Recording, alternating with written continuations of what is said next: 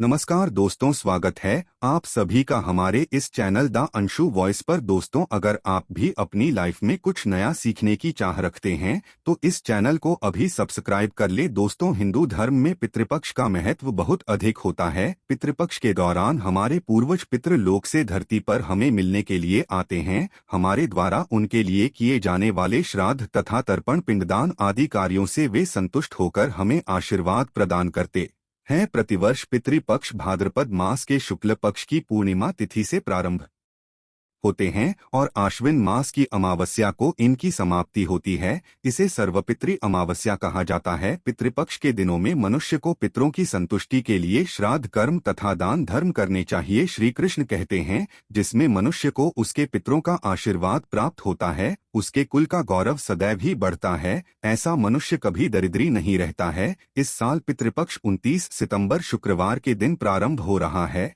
और 14 अक्टूबर के दिन पितृपक्ष का समापन होगा। पितृपक्ष 16 दिनों तक चलते हैं। इस दौरान मनुष्य को पितरों की संतुष्टि के लिए उपाय अवश्य करने चाहिए। दोस्तों, पितृ मनुष्य के परिवार का सुरक्षा कवच होते हैं। पितृ शक्ति मनुष्य की हर प्रकार के संकट से रक्षा करती है। यदि घर में पितृ शक्ति का वास हो तो घर में किसी भी प्रकार की दुष्ट आत्मा तथा नकारात्मक शक्तियां प्रवेश नहीं करती है। इसीलिए हमें पितृपक्ष में कुछ ऐसे कार्य करने चाहिए जिससे हमारे घर में पितृ शक्ति का वास हो। पितरों को प्रसन्न करने के लिए गरुड़ पुराण में भगवान श्री कृष्ण ने बहुत ही महत्वपूर्ण उपाय बताए हैं। भगवान श्री कृष्ण के अनुसार पितरों की संतुष्टि के लिए सर्वोत्तम उपाय है दान करना, और दान में भी सर्वोत्तम होता है तिल का दान करना। जो भी मनुष्य पितृपक्ष में पितरों के लिए तिल का दान करता है, उसके सभी पापों का एवं दुखों का नाश हो जाता है। इसके अलावा आप पितृपक्ष में अपने पितरों की संतुष्टि के लिए वस्त्र आदि का दान अवश्य करें। यदि गाय का दान किया जाए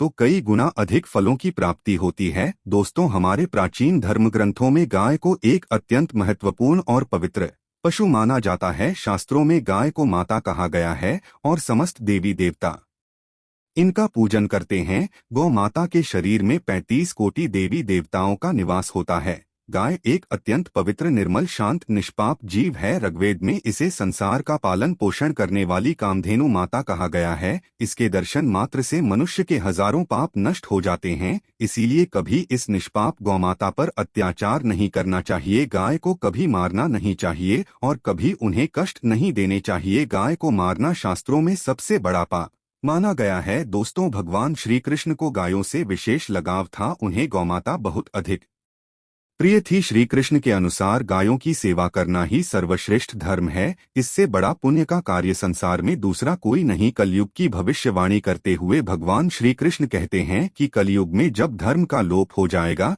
जब मनुष्य गाय की सेवा नहीं करेंगे, मनुष्य केवल दूध के लिए ही गाय को पालेगा, दूध के लिए वह गाय को बहुत कष्ट देगा, जिसके परिणामस्वरूप कलयुग में पाप और अधर्म उसके चरम पर होगा। कलयुग के अंत का लक्षण बताते हुए श्री कृष्ण कहते हैं, जब संसार से गाय समाप्त हो जाएंगी तब कलयुग का अंत होगा। जो मनुष्य कलयुग में भी गाय की निस्वार्थ भाव से सेवा करेगा वह सुख समृद्धि प्राप्त करेगा। जो स्त्री रसोई में बनी पहली रोटी गौ माता को खिलाएगी वह सदा सुहागिन और सौभाग्यशाली रहेगी। जो लोग अपने घर में गाय से प्राप्त पंचगव्य को घर में रखेगा उसके घर में कभी दुख दरिद्रता नहीं आएगी। दोस्तों, हमारे धर्म के सभी शास्त्रों में गाय की सेवा को ही सर्वश्रेष्ठ माना गया है। जो व्यक्ति प्रतिदिन किसी न किसी तरह से गौमाता की सेवा करता है वह सबसे अधिक पुण्यवान बन जाता है। गांव में तो मनुष्य को गाय की सेवा करने का अवसर प्राप्त होता है, लेकिन शहरों में गाय के दर्शन आसानी से नहीं हो पाते हैं। इसीलिए मनुष्य को गौशाला में जाकर गाय की सेवा करनी चाहिए अथवा गौशाला के लिए दान धर्म करने चाहिए। इसके अलावा आप अपने घर में ही गौ माता की मूर्ति रखकर उनकी पूजा जरूर करें। इससे भी माता कामधेनु का आशीर्वाद प्राप्त होता है। शास्त्रों में गौ माता को माँ लक्ष्मी का रूप माना गया है, इसीलिए उनकी पूजा करने से दरिद्रता दूर होती है।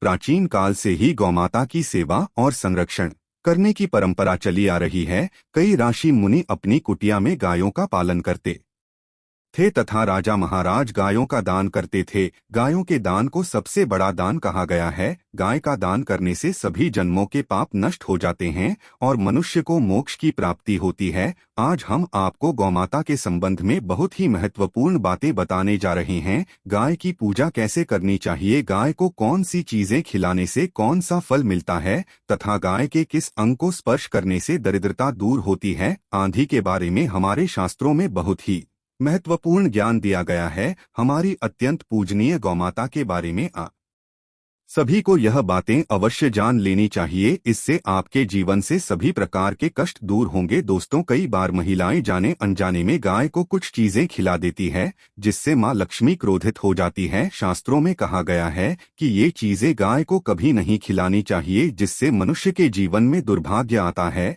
और उसे किसी भी कार्य में सफलता नहीं मिलती है। तो चलिए जान लेते हैं गौ माता के विषय में महत्वपूर्ण नियम। सबसे पहली बात है दोस्तों, गौ माता के दर्शन करना बहुत शुभ होता है। शास्त्र कहते हैं रोज सुबह गाय के दर्शन होने से पुण्य की प्राप्ति होती है और सुबह गोबर के दर्शन होने से लक्ष्मी की प्राप्ति होती है। अगर किसी महत्वपूर्ण कार्य के लिए जा रहे हैं और अचानक ही गौमाता आपके रास्ते में आ जाती है तो वह कार्य निश्चित ही सफल हो जाता है। किसी भी यात्रा पर निकलते समय अगर गौ माता के दर्शन हो जाए तो वह यात्रा सुखपूर्वक पूर्ण हो जाती है, इसमें संशय नहीं है। ज्योतिष शास्त्र के अनुसार कुंडली में यदि पितृ दोष होता है तो अन्य उपायों के साथ साथ गौ माता को प्रतिदिन रोटी और घास खिलाने से लाभ होता है और पितृ दोष से मुक्ति मिलती है। इसी तरह कुंडली में यदि शनि की 7.5 या महादशा है तो हर शनिवार और अमावस्या को काले रंग की गाय को घास या रोटी खिलाएं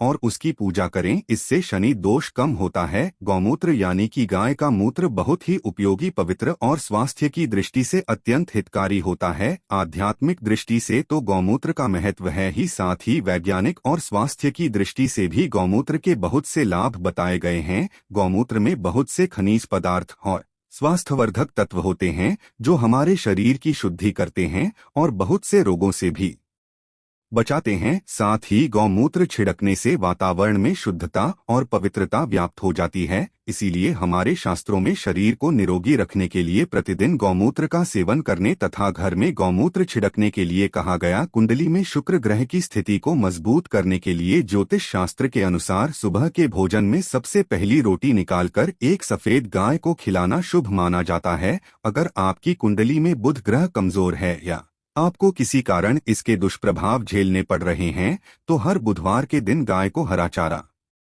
खिलाना शुरू कर दें। इससे बूथ से जुड़े दुष्प्रभाव दूर होंगे और आपको तमाम समस्याओं का हल मिल जाएगा। अगर कुंडली में मंगल दोष है जिसके कारण आपके जीवन में कई तरह की परेशानियां हैं तो लाल रंग की गाय की सेवा करें। मंगलवार के दिन गाय का पूजन करें और उसे गुड़ और चने आदि खिलाएं। बृहस्पति ग्रह को जीवन के सभी मांगलिक कार्यों का कारक माना जाता है। ऐसे में अगर किसी व्यक्ति के जीवन में विवाह आदि मांगलिक कार्यों में विघ्न निर्माण हो रहे हैं तो उन लोगों को कुंडली में बृहस्पति ग्रह की स्थिति को मजबूत करने के लिए रोटी पर गुड़ और चने रखकर गाय को खिला देना चाहिए। इससे आपको शुभ परिणाम प्राप्त होते हैं। अगर घर में अशांति है, लड़ाई झगड़े होते रहते हैं तो घर में सुख शांति बनाए रखने के लिए घर के अंदर गाय के गोबर से बने उपले को जलाना चाहिए और उसका धुआं संपूर्ण घर में फैलाना चाहिए। इससे घर की नकारात्मक ऊर्जा नष्ट होती है और सकारात्मक ऊर्जा में वृद्धि होती है। गाय के दूध, दही, घी, गोबर और गौमूत्र से बनने वाले मिश्रण को पंचगव्य कहते हैं।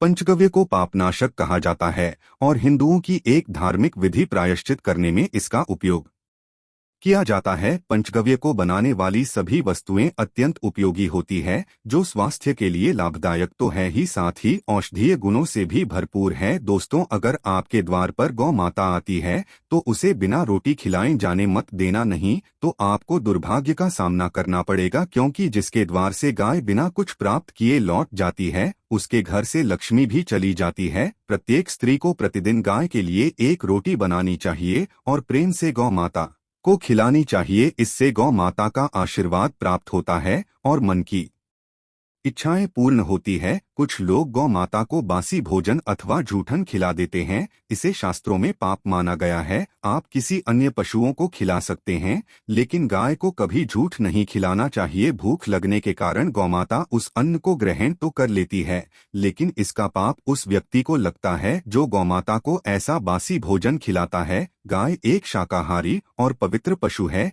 इसीलिए गाय के भोजन में कभी मांस, अंडे आदि चीजें नहीं डालनी चाहिए। ऐसा करने से महापाप लगता है। यदि आपकी कुंडली में चंद्र दोष है और जिसके कारण लगातार परेशानी उठानी पड़ रही है, तो आप ये एक उपाय जरूर करें। आप रोटी पर सफेद मक्खन, नमक और घी लगाकर गौमाता को खिला दें। यदि शनि दोष है तो आटे में थोड़े काले तिल मिलाकर रोटी बनाकर गौमाता को खिला दें। इससे शनि दोष समाप्त होता है। मंगल दोष को दूर करने के लिए रोटी पर हल्दी लगाकर गाय को खिलाना चाहिए। अगर घर में धन की समस्या है तो गुरुवार के दिन गाय को केले का फल खिलाना चाहिए। इससे दरिद्रता दूर होती है। दोस्तों, गौ माता के पीठ पर एक उभरा हुआ कुबड़ होता है, उसको बाद में सूर्य केतु नाड़ी होती है। जब भी आपके द्वार पर गौमाता पधारे, इस कुबड़ को एक बार जरूर स्पर्श करें। इससे आपके जीवन से सभी दुखों का अंत होगा और धन संपत्ति की प्राप्ति होगी। शास्त्रों में कहा गया है, जो मनुष्य तन मन धन से गौमाता की सेवा करता है, वह मृत्यु के बाद वैतरणी नदी को गौमाता की पूंछ पकड़कर पार कर लेता है। उस व्यक्ति की अकाल मृत्यु नहीं होती है और उसे मोक्ष की प्राप्ति होती है, जिससे व्यक्ति के भाग्य की रेखा सोई हुई है। अगर वह व्यक्ति अपनी हथेली पर गुड़ रखकर गौ माता की जीभ से चटाता है तो उसकी सोई हुई भाग्य रेखा खुल जाती है और उसका दुर्भाग्य सौभाग्य में परिवर्तित हो जाता है। तो दोस्तों, इस प्रकार से आप सभी गौमाता की सेवा जरूर करें। उम्मीद है आपको यह जानकारी अच्छी लगी होगी। वीडियो को लाइक जरूर करें और कमेंट में जय गौमाता और जय श्री कृष्ण जरूर लिखें। साथ ही चैनल को सब्सक्राइब करें। आप सभी का धन्यवाद।